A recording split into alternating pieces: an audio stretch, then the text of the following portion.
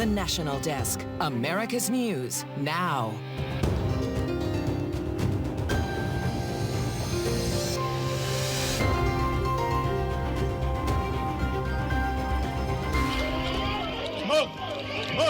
This week, the 10th takedown of the Covenant school shooter. Go. New praise for the rapid police response and the fierce debate over what should be done to stop gun violence. But unless we take action, it's going to happen again. The laws don't work. Then, TikTok's clock. Congress eyes a nationwide ban on the Chinese-owned app as lawmakers and parents consider social media restrictions for kids. Plus, new uncertainty in the race for the White House. We're drilling down on the issues Americans are using to decide their vote. And later, pathogens in packages. Our team takes a closer look at the biological threats coming into the U.S. through the mail. From the nation's capital, this is the National Desk, America's News Now. I'm Dee Dee Gatton, and on this weekend edition, we take a look at the big headlines of the week and look ahead at what to expect, starting with the 4 big stories we've been following all week. Parental rights push, the debate over how involved parents should be in what their kids learn in school. Easing economy, new signs inflation could be cooling off as the first quarter of 2023 comes to an end. Pressing pause on artificial intelligence, growing concerns from top tech leaders about the power of AI programs. But we start with the unprecedented indictment of former President Donald Trump. Thursday, Trump becoming the first former president to be charged with a crime. And while the details aren't yet clear, the indictment poses a new type of trouble for Trump, who's currently attempting a political comeback in the 2024 election. Sinclair's chief political correspondent Scott Thuman has the latest. History in Manhattan, the first ever criminal indictment against a sitting or former president, as a grand jury charges Donald Trump for allegedly paying hush money and trying to cover it up while hiding an affair with an adult film star that could have gone public in the final days of the 2016 campaign. Worst case scenario, the former president and current candidate for a return to the White House could spend up to 5 years in prison, experts say, but feel that may be unlikely even if convicted. Trump for months has been smearing the New York District Attorney Alvin Bragg, claiming the case is purely political. Thursday night, Trump stating he's doing Joe Biden's dirty work. I believe this witch hunt will backfire massively on Joe Biden. The American people realize exactly what the radical left Democrats are doing here. Famed defense attorney Alan Dershowitz. In this case, federal government refused to prosecute him. The predecessor district attorney refused to prosecute him. And yet this district attorney came in and said, whoops, they're both wrong. I'm going after him on a made-up charge, and the American public should be outraged.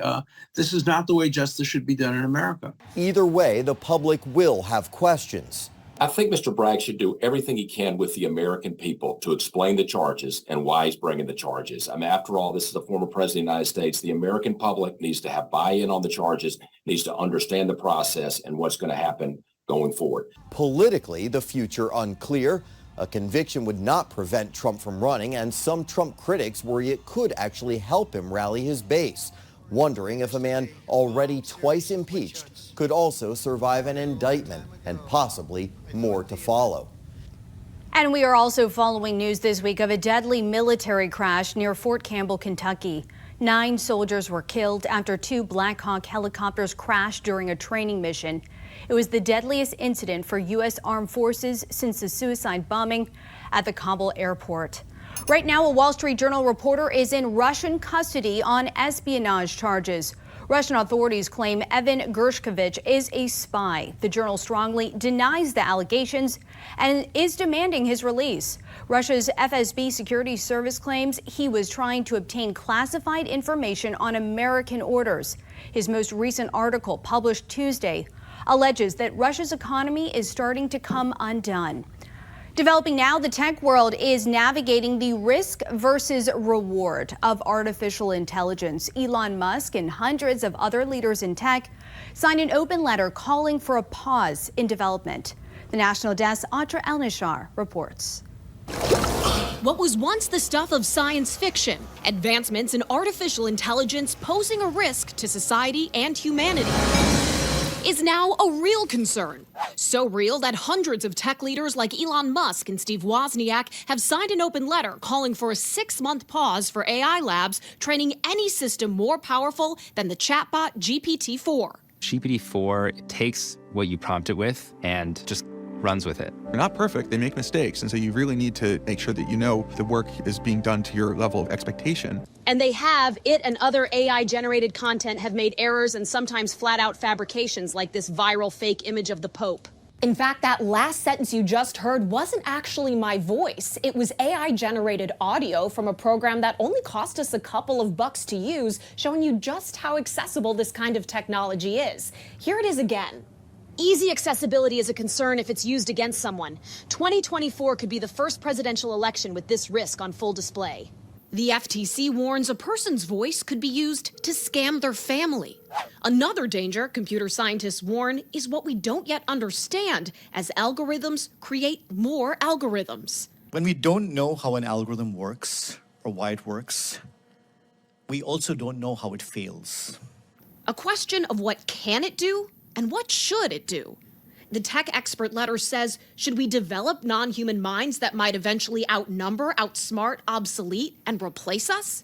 Goldman Sachs predicts 300 million full-time jobs across the globe could be affected, mostly hitting advanced economies and white-collar workers. No doubt AI can be a tool for good. Late last year, the White House released a blueprint for an AI Bill of Rights in line with the calls from tech leaders for privacy, safety, and transparency. The question is, will developers listen or keep charging ahead? In Washington, I'm Atrel Nashar for the National Desk, America's News Now. 2 reports out this week impacting your money suggest a slight cooling of the economy. The gross domestic product grew slightly less than expected in the 4th quarter of last year. The inflation-adjusted GDP, which is the broadest measure of economic activity, was 2.6%. The Department of Labor reports first-time jobless claims have increased. It says 198,000 people applied for the benefits last week, and that's above economists' expectations and up 7,000 from the previous week's number. The Parents' Bill of Rights is an amendment to a federal law that was created to help disadvantaged students. Earlier this week, I spoke with a fact-check team about what parents across the country want when it comes to involvement in their kids' education. House Republicans passed legislation called the Parents' Bill of Rights this month. It focuses on parental rights in the classroom, and this proposal would require schools to publish curriculum, give parents the chance to give input, and disclose when violence happens on school property. I am here with the fact-check team. And Connor, what are parents saying about how much involvement they want or should have? Dee Dee, it really depends on what poll you look at. And take a look at this one we found. It says 78% of parents believe they should have most or some influence over what's taught in kindergarten through 12th grade. Meanwhile, 20% think they really shouldn't have any influence. And Courtney, you looked at some other polls. How do those stack up? They have some similarities. Take a look at this Ipsos NPR poll. It found just about a quarter of parents said they had too little say in what's taught, while nearly a third said they had the right amount.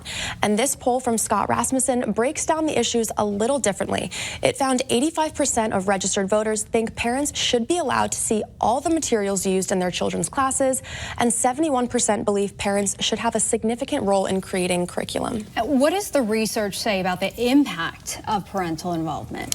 Again, that depends on who you ask, but according to the CDC, research shows that parent engagement in schools is closely linked to better behavior, higher achievement in the classroom, and better social skills. It also makes it more likely that children and adolescents will avoid unhealthy behaviors like substance abuse, for example. We also want to note that the CDC defines parent engagement as parents and school staff working together to support and improve the learning, development, and health of children and adolescents. An important conversation, and to find more and to continue talking about this, you can scan that QR code on your screens to read this story to links where the fact-check team found all of their information, or you can visit our website, thenationaldesk.com. Just ahead, the fight against fentanyl, the device one Washington City is using to prevent secondhand smoke on buses. Plus, hospitals helping the homeless, the push to prevent sick patients from seeking shelter on the streets.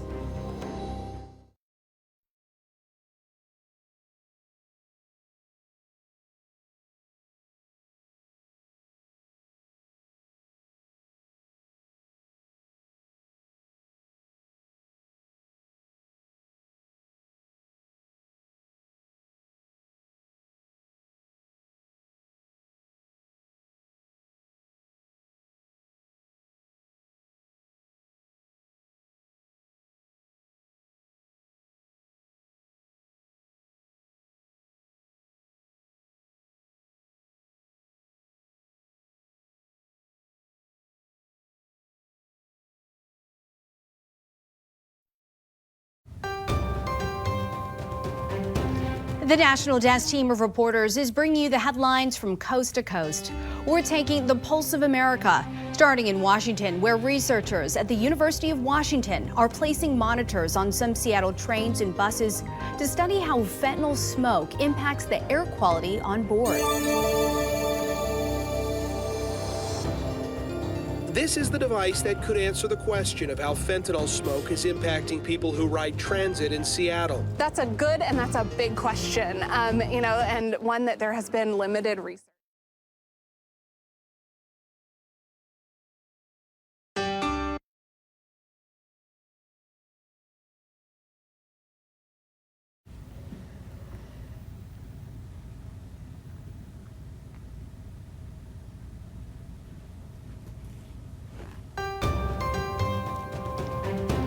The National Desk team of reporters is bringing you the headlines from coast to coast.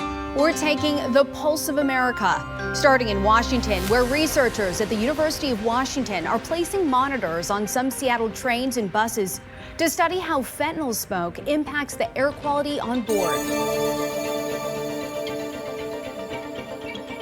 This is the device that could answer the question of how fentanyl smoke is impacting people who ride transit in Seattle. That's a good and that's a big question, and one that there has been limited research into. Marissa Baker and her team from the University of Washington will collect samples and look at how much and how often drug smoke is found on trains and buses. We're hopeful that the results that we find are, immediately applicable. I'm glad that I spoke up. Hopefully it's going to help. Stevan Williams is a Metro bus driver who we profiled earlier this month when he said he was chronically ill because of fentanyl smoke exposure. He says he's glad to see the monitors finally come on board. That's a good start that they're doing that. At least they're paying attention. At least they're starting to believe the drivers. The issue of fentanyl smoke has been a sensitive one. While drivers like Stevan say it's a huge threat, Seattle King County Public Health has said publicly that opioid smoke is no real risk. The health department statements about there's no real risk to secondhand opioid smoke, has that undermined your efforts to try and get drugs off the bus? So we're really focused on enforcing the code of conduct that we have. Metro's Sean Hawks said the agency has already increased security. 0 incidents is our goal. This is always unacceptable. This is against our code of conduct. It's illegal. And he hopes the new study will give them more data to use in protecting passengers and drivers. Do you need a study to tell you that somebody smoking counterfeit fentanyl on a bus is dangerous? You don't. Again, it's completely unacceptable. Now over to Oregon. State lawmakers are considering a bill that would require hospitals to have a plan for how they discharge homeless patients. If passed, Oregon hospitals would be required to have a warm handoff to a shelter or service provider and provide patients with a meal, clothes, transportation, and health screening. Advocates say the bill could prevent unnecessary deaths, but hospital workers say they don't have the resources to provide those services. N76 requires hospital emergency departments to take on more, placing the burden on Oregon's systematic homelessness crisis, already on a stressed healthcare system. The bill is similar to one passed in California in 2019, but hospital workers say there isn't enough data to show if it made a difference. In Texas, a retired military dad is creating bulletproof shields to protect students and staff in the event of a school shooting. Billy Gibbons started his Houston area business, Armor Upfitters, back in 2019. He says the shields, which are designed to look like wall art, are in close to 300 schools. Gibbons says it's bittersweet because as his business grows, so does gun violence. For me, this is a mission to do what I can. I can't address the gun issue. I can't address the mental health issues. I can't, I'm only doing what I can, what I know how to do. The shields typically run between $1,200 and $1,600. Still ahead, politicians under pressure. What one lawmaker is saying about the push to prevent school shootings. Plus, Narcan's new approval. How improved access to the treatment could save lives.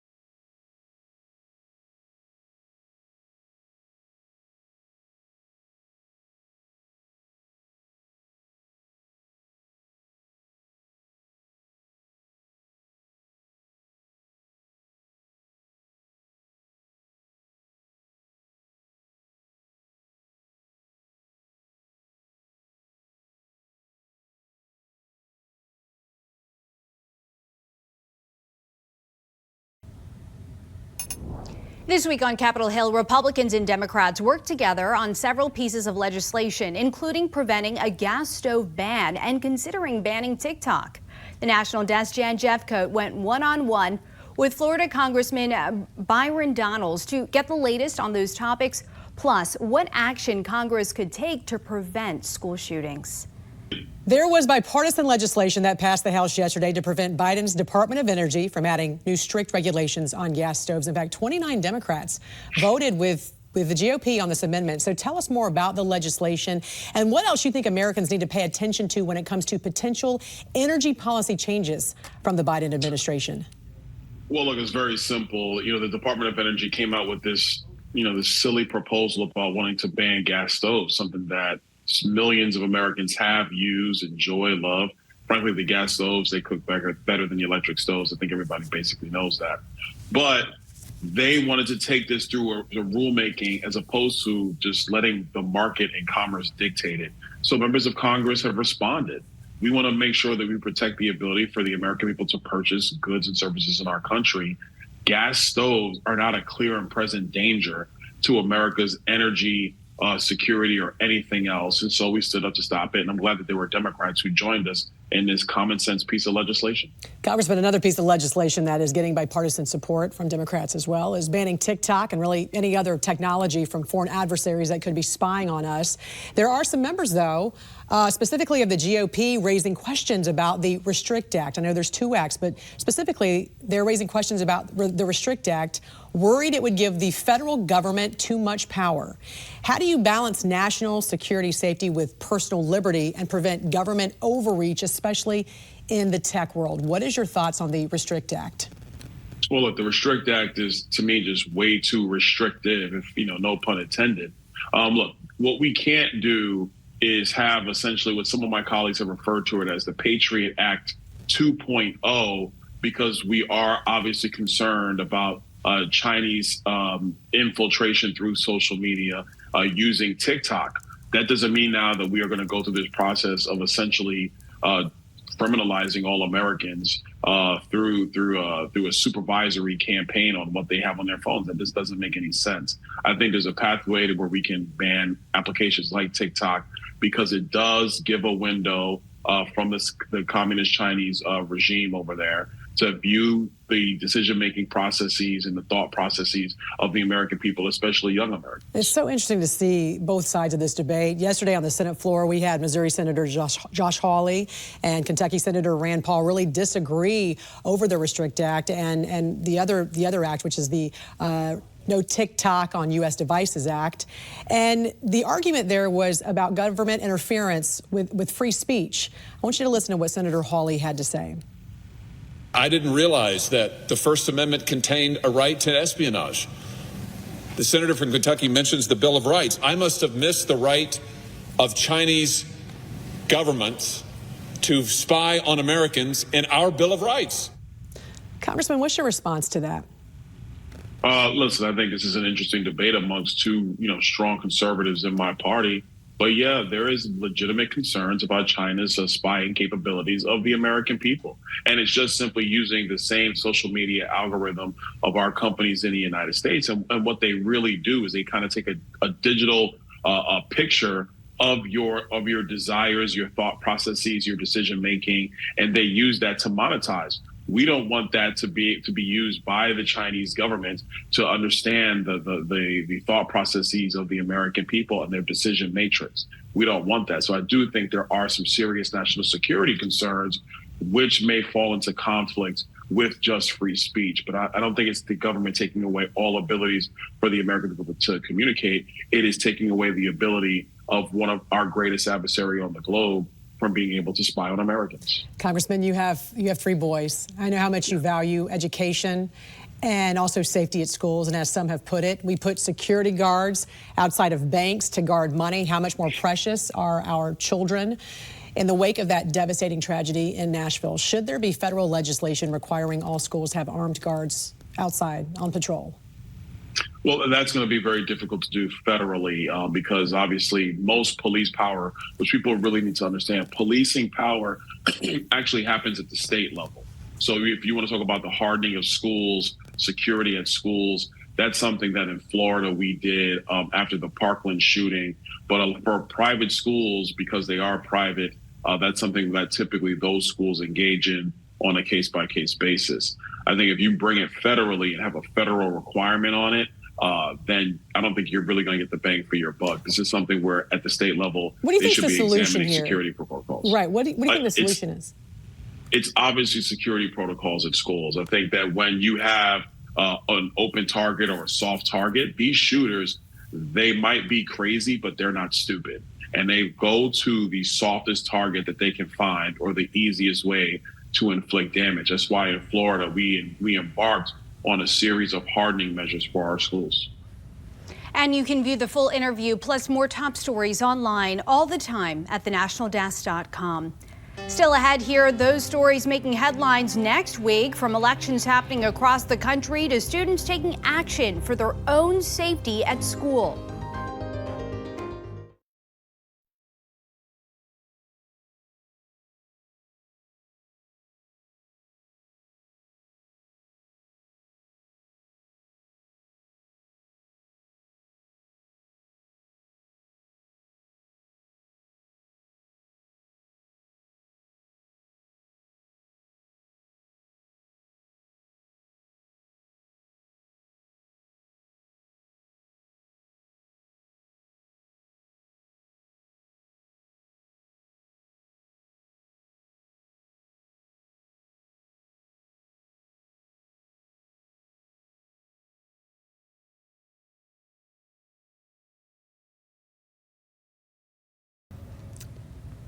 Taking a look at the top trending stories on our website right now. A dad from Hanford, California went viral on TikTok after attending a Taylor Swift concert with his daughter. Look right here. Instead of facing the stage to watch the concert, he was turned around watching the video screen behind him. Like the strategy, though. In Tennessee, a group traveling to a casino for the night decided to carpool, leaving their cars at a Walmart in Chattanooga, only to find when they returned, all 30 of their cars had been towed. The tow truck driver responsible said he was just doing his job. Those stories and much more available right now at thenationaldesk.com. Looking ahead to stories making headlines this week, next Tuesday is Election Day in 8 states, including California, Illinois, and Nebraska. Voters across the country are deciding on everything from local school district races to statewide elections. But first, Monday is the final game of March Madness. Yes, according to the American Gaming Association, 26% of American adults plan to bet on the tournament, with the total anticipated amount wagered coming in at over $15 billion. Also next week, Michigan State University is planning to reopen one of the buildings on campus where a mass shooting took place in February. The other building involved in the shooting will stay closed until later this year. For the first time ever, the FDA has approved an opioid overdose treatment for over-the-counter use. Right now, it's unclear when Narcan will hit the shelves, but addiction specialists say the change could help save thousands of lives every year. I had it used on me a few times in the past. George Elias has no doubt Narcan more than once saved his life. I was in addiction for 7 years. George now dedicates his life to helping others fight addiction at Ohio's Caracol, which focuses on HIV prevention. During the pandemic, we decided to implement a harm reduction vending machine that was no contact, low barrier, so people could access supplies to keep them safer. That vending machine contained Narcan, and now from vending machines to grocery stores to gas stations. Those such as Dr. Daniel Arndt of the UC College of Pharmacy, who studied the impact of harm reduction, say they hope the FDA's decision to make Narcan or naloxone available over the counter will save even more lives. In just 2 years in this neighborhood vending machine, so far, the naloxone from the machine has been used over 1,100 times. To reverse an overdose in the community. Narcan nasal spray can reverse an opioid overdose and is simple for anyone to use. Step 1, check. Wake up. Step 2, give first dose of Narcan. Step 3, call 911. Step 4, Watch and give more every 2 to 3 minutes until the person wakes up. Yet to be determined, according to the FDA, is how soon it will be available over the counter and how much the product will cost. For those, however, who know as part of a harm reduction program, I feel like they've saved my life and have given me an opportunity at a second chance at one. how well it works, the value is priceless. I'm medical reporter Liz Bonus reporting. Ahead in our next half hour, pushing for prevention. The new tactics and technology experts say could save lives during mass shooting events. Plus, cleaning up the chaos. The latest from the scene of that toxic train derailment in East Palestine, Ohio. You're watching the National Desk, America's News Now. You can catch us live weekdays from 6 a.m. to 11 a.m. and 10 p.m. to midnight Eastern Time, and anytime online at thenationaldesk.com. We'll be right back.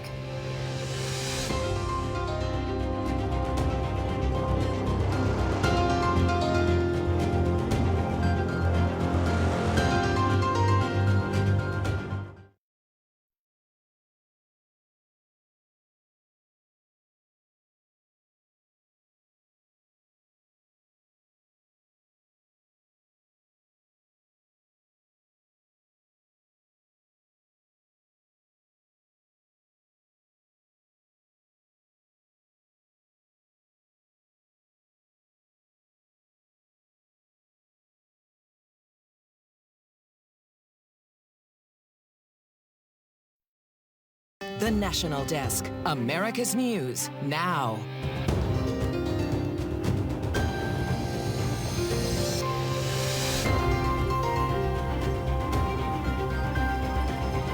From the nation's capital, this is the National Desk, America's News Now. I'm Dee Dee Gatton, and right now a memorial sits outside of the Covenant School in Nashville, the scene of the latest school shooting in America. Mourners gathering to remember the 6 lives tragically cut short. There's a new push in Washington to do what's necessary in hopes of preventing yet another mass shooting, whether that be more funding for mental health or stricter gun control. As Sinclair's chief political correspondent Scott Thuman shows us, there are already lessons being learned. Amid the tragedy in the Nashville school shooting, early assessments are police response was quick and organized, a contrast to what was seen in the Uvalde, Texas shooting that ended 21 lives. In Nashville, a 14-minute timeline.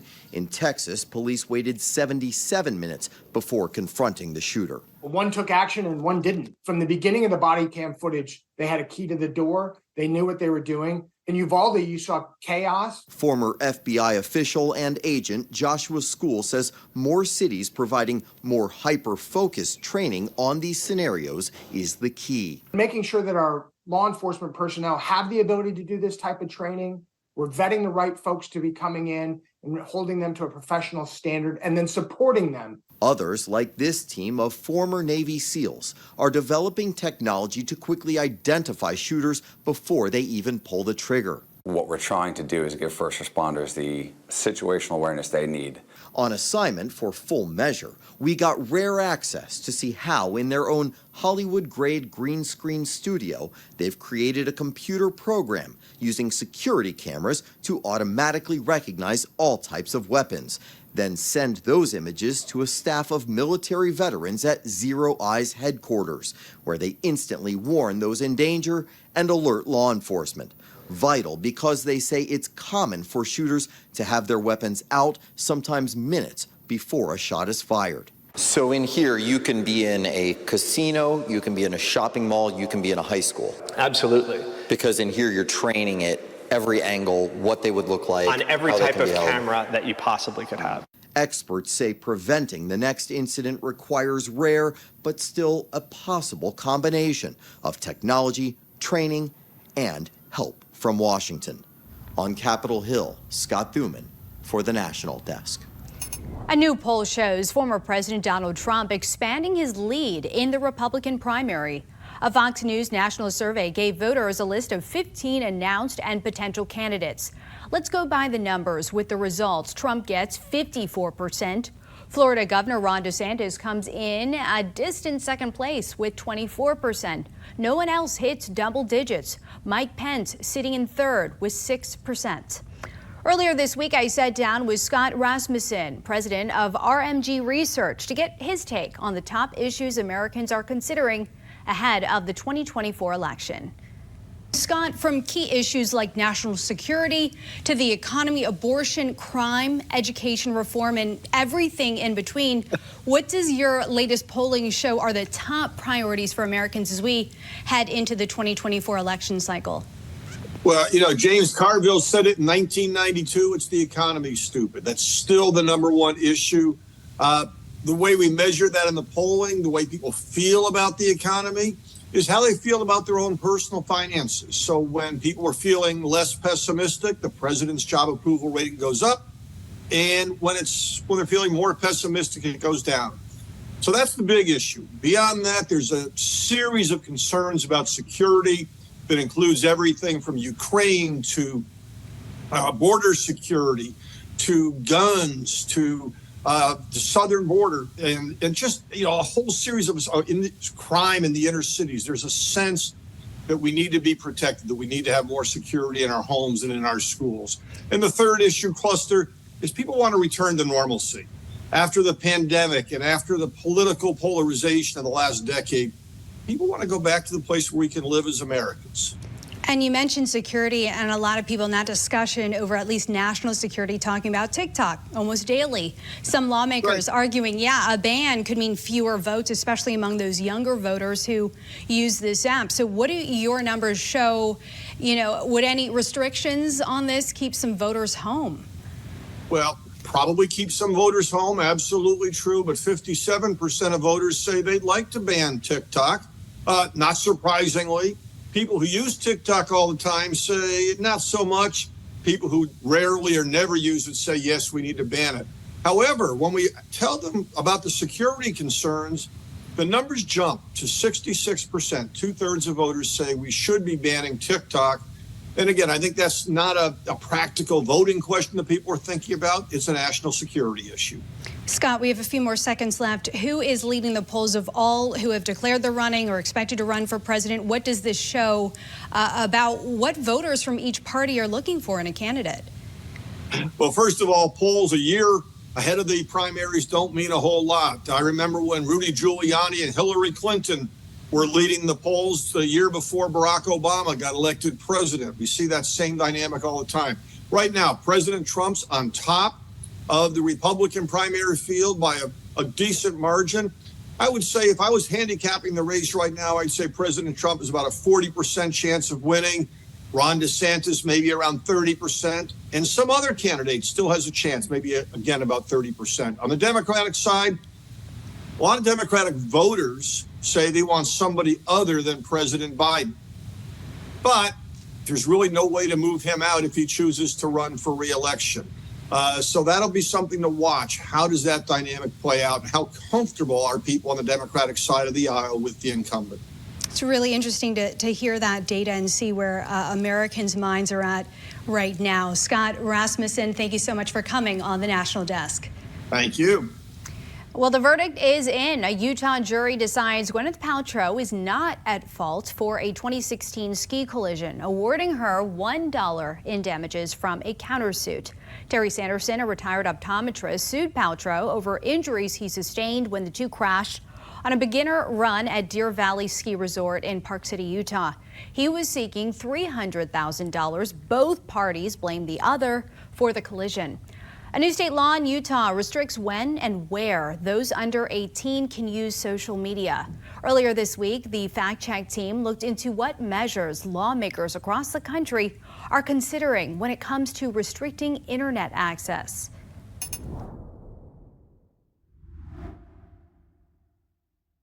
already ban users under the age of 13 from using their apps, but lawmakers are pushing for more regulations for minors. I am back with the Fact Check team, and Connor, starting with you. Earlier we talked about Utah's new law. What do restrictions look like in other states? Yeah, we dug into several of those for you, and here's a few examples. So a proposed law in Ohio would require anyone under 16 to get parental consent before using social media. And Arkansas and Texas have similar proposals that require permission or even outright ban minors under the age of 18 from using social media.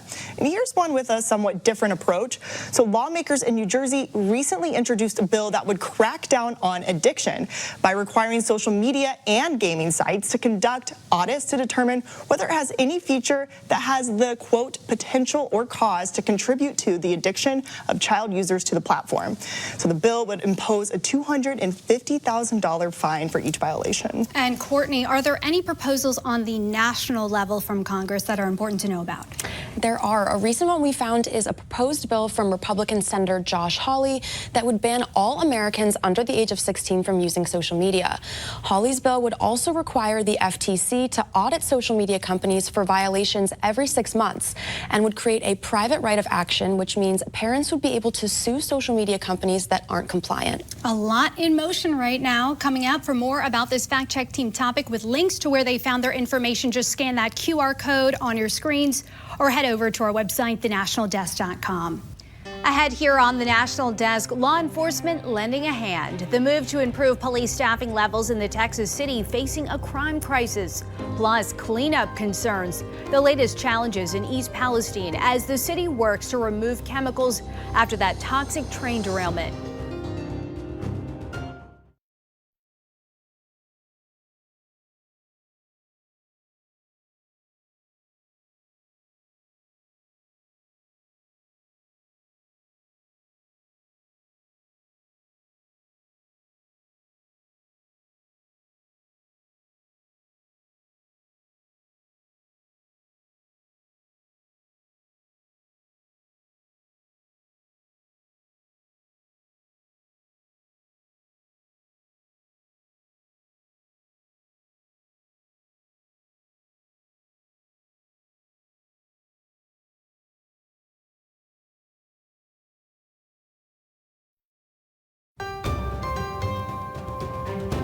This is the National Desk, America's News Now. Our team of nearly 4,000 local journalists bringing you the headlines from coast to coast.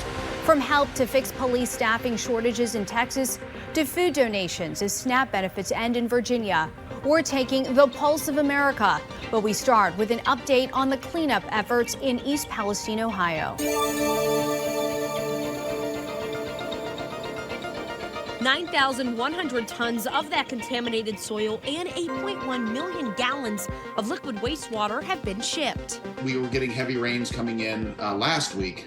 We took a number of contingencies, working with the railroad to make sure that we could manage water a lot more effectively this time around. And we were pretty successful. Another ongoing concern, the lingering odor continuing to impact businesses and residences. A lot of them have been dealing with that odor and are scared they're going to have to close down their businesses. Do you believe you're doing the most to get them back to work? Yes, especially right now, because like I said, the heaviest contaminated material has already been excavated and it's now piled and covered. And the advantage there is we don't have a large area of contamination that's exposed to the air.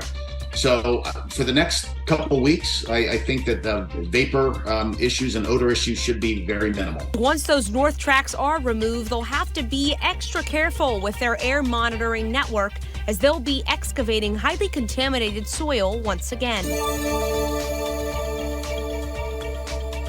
Austin Police Chief Joseph Chacon says the ongoing challenge to keep and retain officers is negatively impacting the city despite aggressive recruitment efforts. Response times are longer, there's been an increase in gun violence, and traffic fatalities are on the rise. None of these things are good. The Texas Department of Public Safety is lending the city its state troopers and special agents. The extra help will improve public safety, provide emergency backup, and create a stronger police presence at no cost to the city or taxpayers. As long as we feel like there's a need and it's serving a good purpose for the citizens. The approach will be data-driven, meaning there will be an emphasis on ramping up patrolling in high-violent crime areas. That will benefit our shared constituents. Reducing wait times is a main priority. In 2018, police response times were 7 minutes. As of 2022, that time increased to 10 minutes. This is unacceptable to the mayor and to the council and to our police chief. Probably any solution or any response is probably a good response.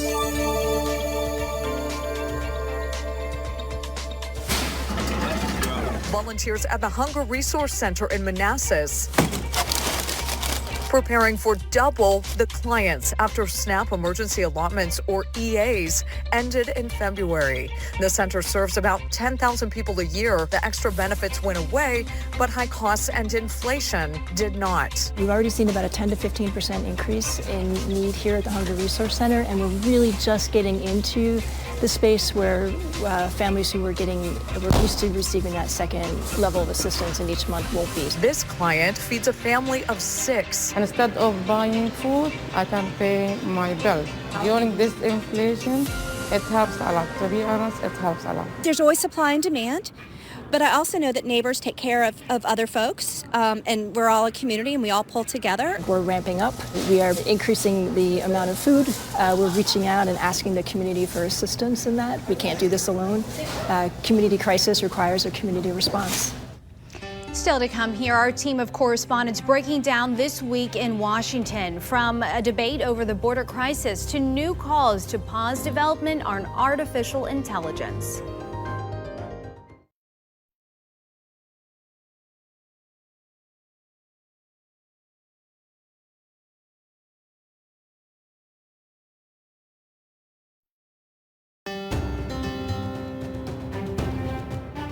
And welcome back. Our Washington Bureau covers the nation's capital every day to report on the important issues facing the country and how they impact you. The Bureau's correspondents are here with their insights on the stories they've been covering.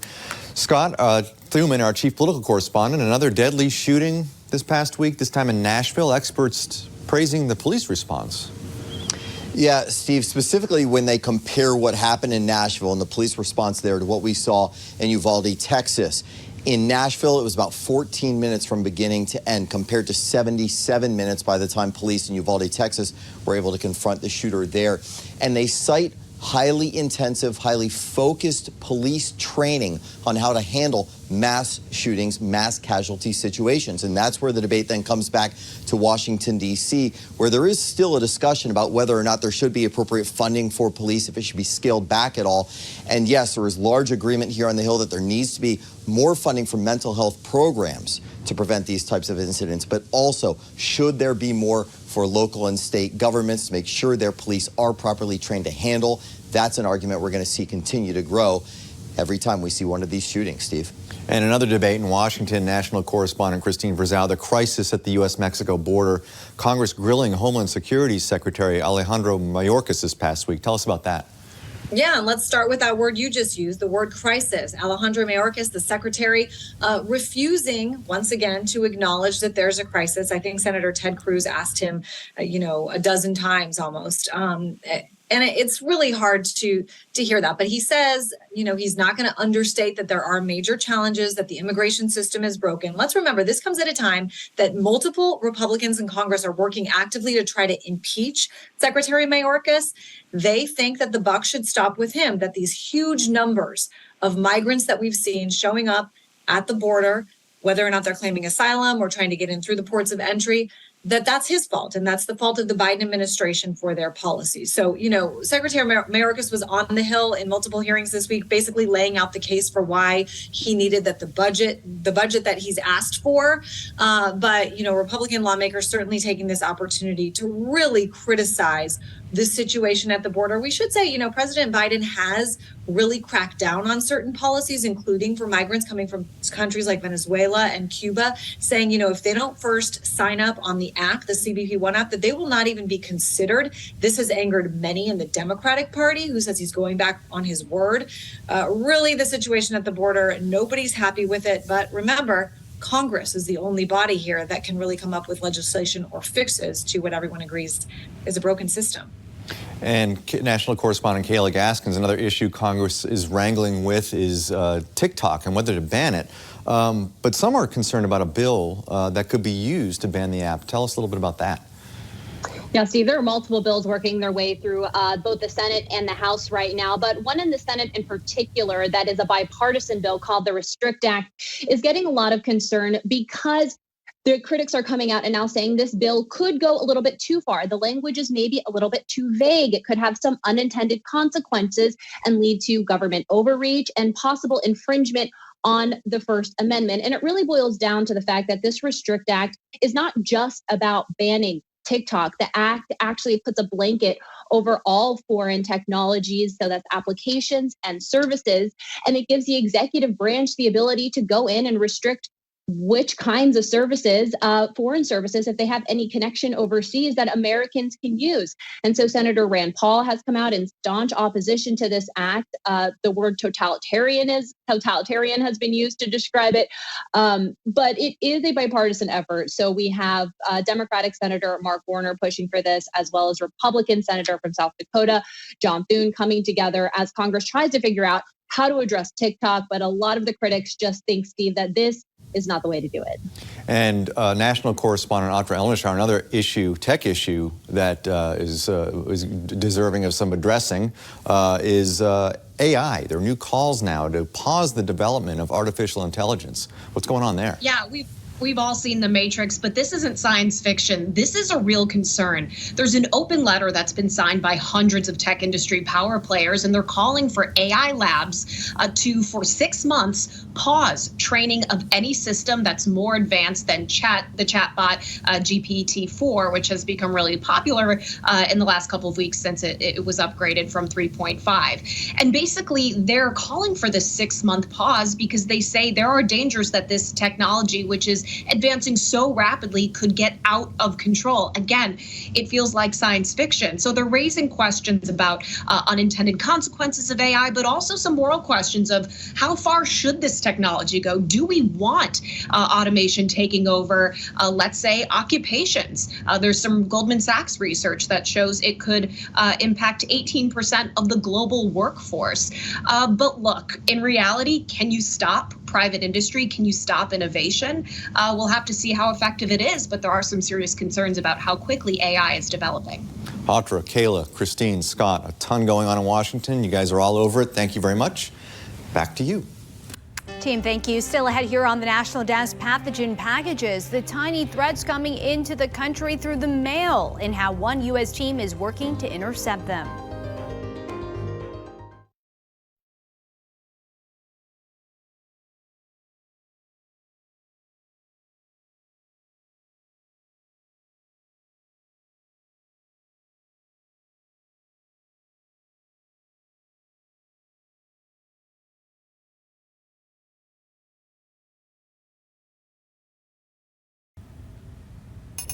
Right now, Johnson & Johnson is scrapping the late-stage study of its RSV vaccine. The drug maker said it made the decision based on a portfolio review and after an assessment of the competition in the RSV vaccine landscape.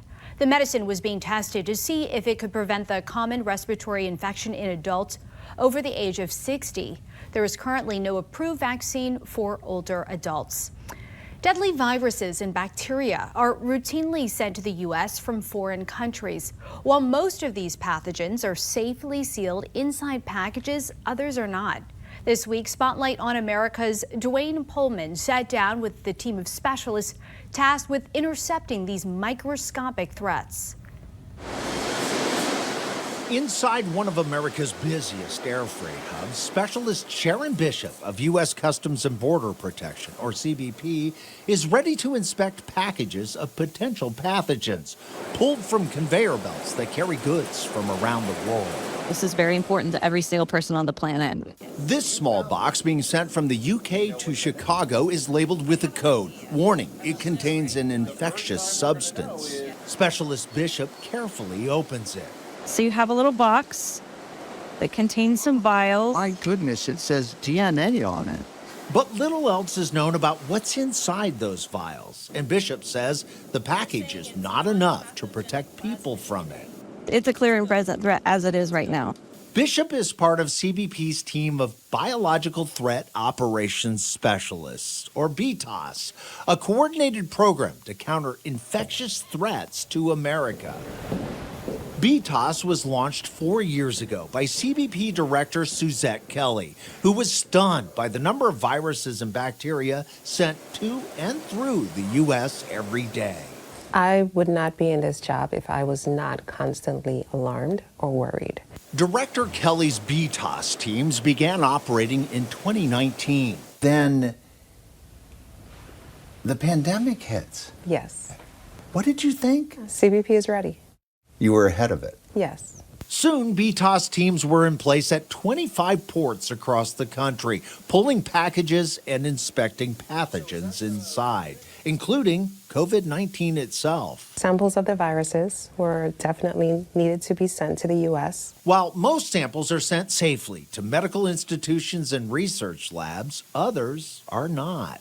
This box filled with COVID-19 proteins was flagged in Cincinnati. The vials were loose and not labeled properly. And these glass vials, seen in an X-ray image, were loosely packed in bubble wrap and full of blood. Drawn from a horse suspected to be infected with glanders. Glanders is a bacteria that's deadly to horses and people. According to the CDC, without treatment with specific antibiotics, as many as 9 of every 10 people who get it die. The vials were destroyed, but the biological threats continue. Since BTOS began, CBP has intercepted 878 packages of viruses, bacteria, and other biological material that failed to meet U.S. import requirements. The threat is massive, and the viruses and bacteria are microscopic. But Director Kelly says CBP is up to the challenge of preventing pathogens from breaking out. And every single day, we stand ready to ensure that we inspect, detect, and protect the U.S. For Spotlight on America, I'm Dwayne Pullman. And that'll be all for us on the weekend edition of the National Desk, America's News Now. Don't forget, you can catch us live from 6 a.m. to 9 a.m. and 10 p.m. to midnight Eastern Time. Just check your local listings.